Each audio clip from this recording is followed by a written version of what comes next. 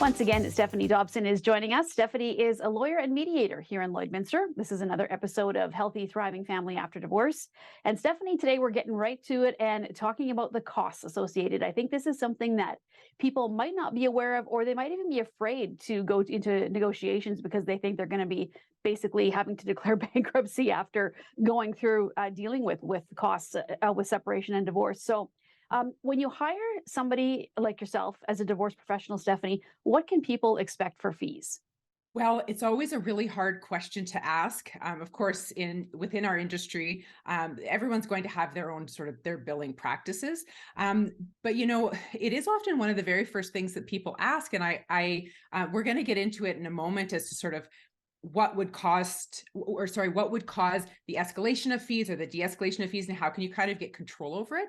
But what I wanted to start with is just sort of to dispel the mystery of what kind of fees people can expect. So I kind of lump them into two different sections. So one is for the payment of ongoing fees, and one is what we call retainer arrangements. So let's start with the second one first. So a retainer is basically a deposit that you're going to pay to your lawyer, who keeps that amount in their trust account.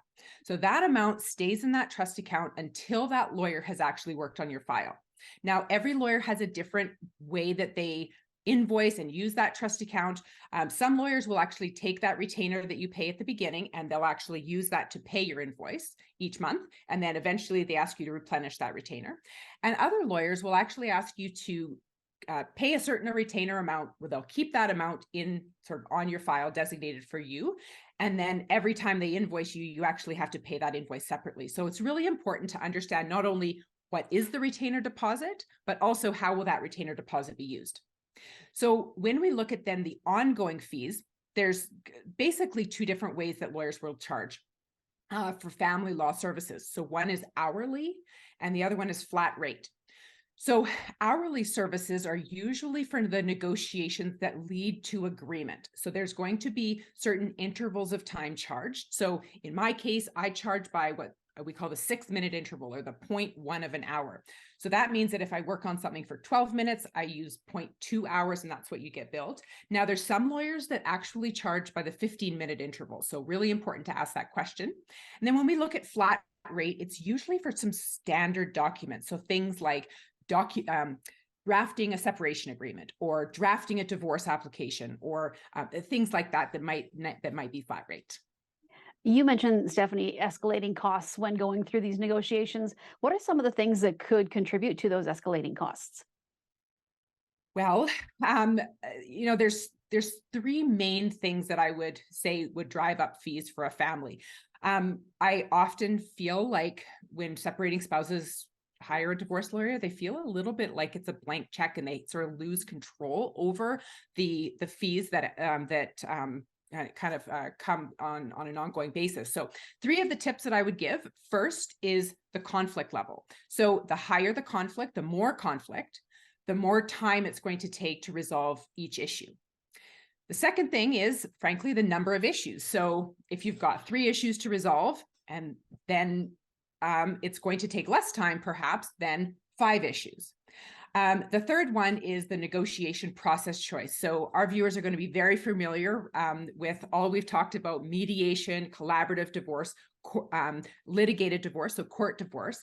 And there's a lot of costs that are inherent in the various process choices that you take. So if you choose mediation, there's going to be a lot less costs than a litigated scenario. Is there something, Stephanie, that couples can do, or when they do discuss issues and kind of get things sorted ahead of time, does that help save on the costs? Well, it can. I often recommend to people that they do try to talk about some things as much as they can outside of meeting with me, or outside of the negotiation, say in a mediation. But here's the rule of thumb: negotiate and discuss things as long as the discussions remain productive and the emotions stay somewhat in check. So as soon as that moment hits that you say, "Oop, that conversation became heated, and we're not really being productive anymore, we're just arguing, or we're actually going backwards," that going backwards piece, so once you get to that heated moment, often that can actually make negotiations take longer and actually cost more money. So definitely come to the table as prepared as you can. But what I would recommend is sometimes it's helpful to discuss things with your former partner, but sometimes it might be helpful just to discuss things, well, I guess not discuss things, but sort of think through things on your own. So it's sort of your own proposal as opposed to something that you've discussed, and then you can bring that proposal to your mediator or lawyer. Now, I have found that one of my most useful tools in doing that pre-thinking is this workbook. A lot of our viewers would have been familiar with the workbook. So this is a tool, a workbook that I use with a lot of mediation and my legal files, where people can actually do some of that preparation, and there's prompting questions to help them to figure out what their proposal might be on any particular issue.